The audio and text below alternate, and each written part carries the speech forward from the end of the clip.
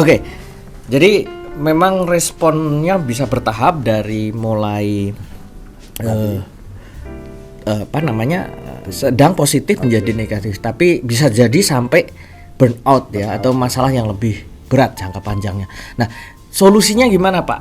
Atau strateginya agar jangan sampai ke burnout atau mengalami resiko yang sangat parah gitu, dari sampai ke depresi seperti itu, kemungkinan bunuh diri ya, ekstrim sekali ya, atau membunuh orang tadi ya. Iya, Carok Pak. Carok.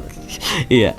Jadi ada kaitan dengan body juga ini bisa ya. Body seperti jangka apa Pak? Pendek dan jangka panjang. Jangka pendek dan jangka panjang. Jangka pendek itu ya respon sesaat ya, mengelola sesaat ketika tekanannya itu ada.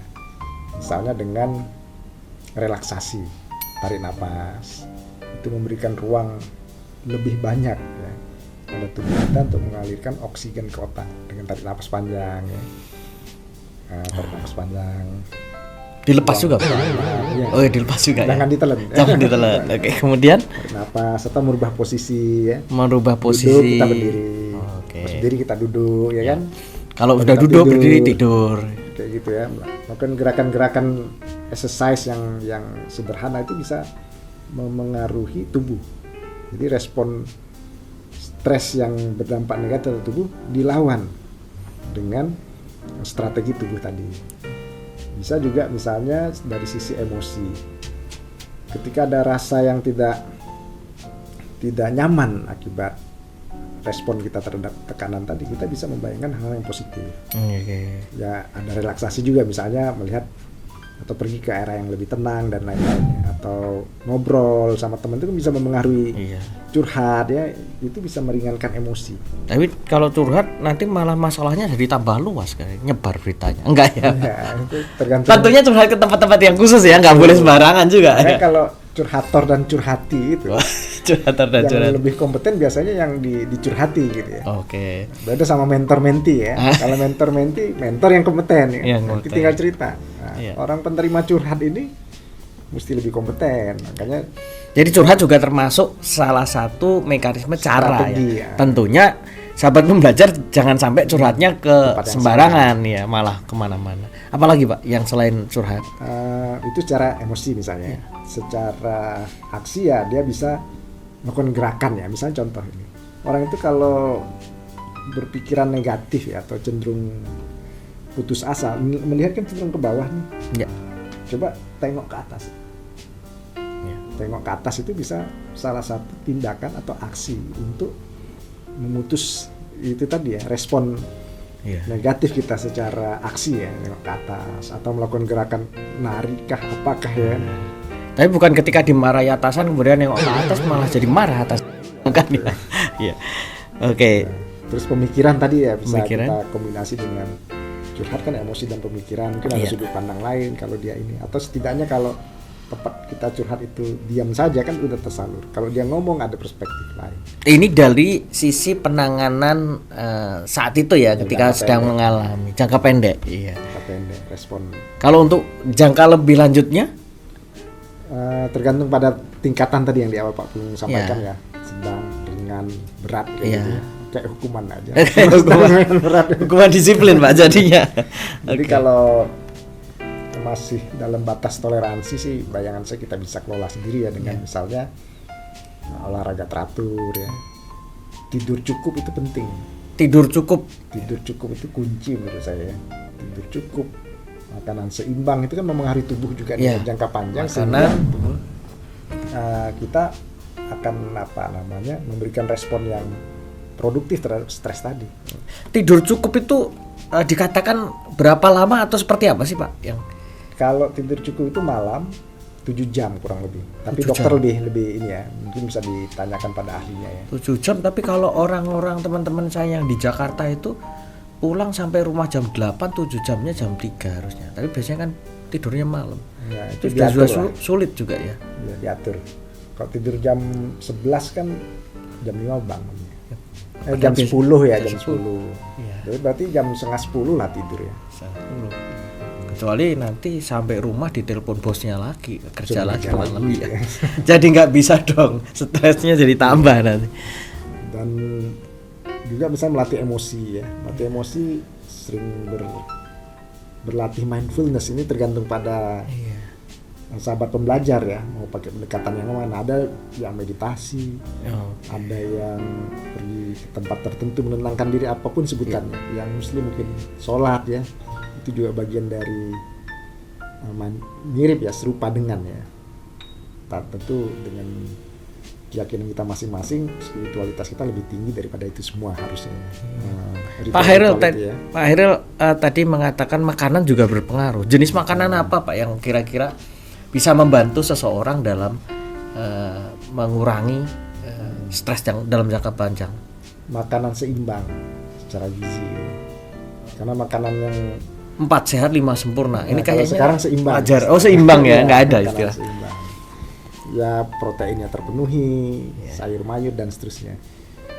Seperti itu. Karena vitamin dan seterusnya itu kan akan memengaruhi metabolisme tubuh, memengaruhi sistem peredaran darah dan seterusnya yang kawan-kawan di jadi lebih paham. Tadi makanan, ada tidur, ada lagi yang lain. Nah, makanan tadi kebiasaan olahraga ya. Itu menghasilkan tubuh yang sehat. Di dalam tubuh yang sehat terdapat pikiran yang sehat juga ya, mensana in corpore sana. Artinya kita bisa juga memasuk ke area pikiran sebagai sebuah strategi melawan stres jangka panjang melalui jaga kesehatan tubuh kita. Tidur cukup, minum itu paling penting ya. Benar Pak, itu minum itu perlu ya. 2 liter air putih per hari itu ya. Per hari ya Pak, bukan per sekali minum. Oke. Nah, selain itu Pak, tadi kebiasaan harian yang bisa membantu juga ada nggak Pak? Ada. Selain hobi dan sebagainya, apa Pak contohnya? Kebiasaan membaca buku yang produktif, mendengarkan atau membaca konten-konten yang positif ya. Berarti inputer ya, input informasi mungkin ya. Buku bisa dibaca pakai itu. Ya kan. Sering-sering lah kita tuh menyapa. Kalau ada WA group jangan jadi silent reader aja, kirim pesan bahwa kita masih ada di situ gitu kan. Biasanya sih kalau yang silent reader itu, tapi kalau ada yang ulang tahun itu pasti juga mengucapkan juga. Itu. Tapi yang diucapkan harus ada gitu. Ada situ juga ya. Kebalik, yang ada nggak diucapin, yang nggak ada nggak diucapin. Itu jadi masalah baru dong Pak, stres baru ya. Oke, jadi perilaku harian itu berkenaan dengan sosial ya. Jadi sosialnya. Ada lagi nih mengelola. Kecerdasan emosi dan mengelola waktu. Itu strategi. Mengelola waktu. Strategi yang cakep ya. Karena kalau orang tidak bisa mengelola waktu, dia akan memunculkan stres. Misalnya semua pekerjaan mendekati deadline, akhirnya kan jadi stres karena nggak bisa mengelola waktu. Bagaimana dengan orang yang ini ada menarik ini. Saya menemukan beberapa orang yang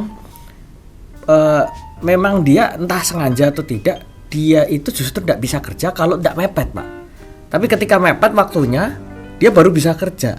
Karena tadi yang sempat kita bahas tadi, the power of kepepet. Power of kepepet kan. Ini kan berarti apakah itu memang strategi mengelola waktunya atau itu justru malah jadi penyakit nanti ke depan, jadi masalah ke depan?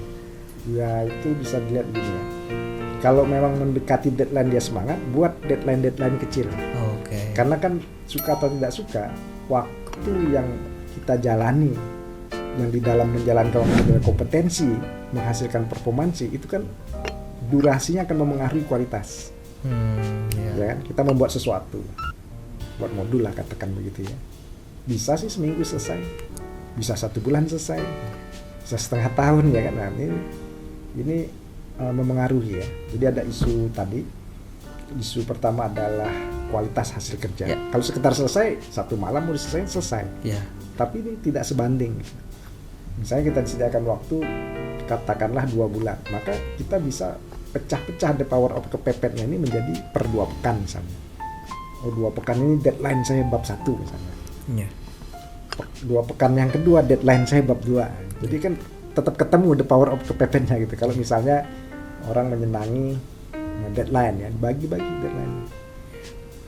Tapi dia bikin, kemudian kita masih ada 2 minggu lagi. Ya sudah nggak jadi mundur lagi nih Pak kan. Ya kan. Pilihannya dan masing-masing. Karena ada satu lagi ini Pak Hairil kan. Kadangkala orang kan memang entah apa ya. Jadi dia ya itu tadi energinya memang baru meningkat ketika dia ada atau ketika orang itu nganggur, kan ada istilah gini ya, berikan pekerjaan kepada orang yang sibuk. Pasti selesai. Pasti ada. Kenapa? Karena dia mengatur waktu seperti itu.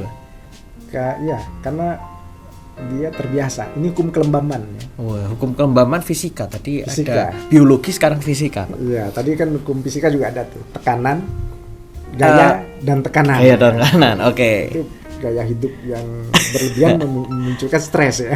Kemudian Stres sekarang finansial, hukum kelembaban ya. kelembaman. Orang yang cenderung sibuk, Ya. dia suka dengan kesibukan. Ya. Orang yang cenderung produktif, dia suka dengan produktivitas. Ya. Dikasih challenge, dia selesaikan. Orang yang bawaannya slow mo, Ya. mager ya dikasih kerjaan, dia cenderung slow mo. Iya. Slow motion sih.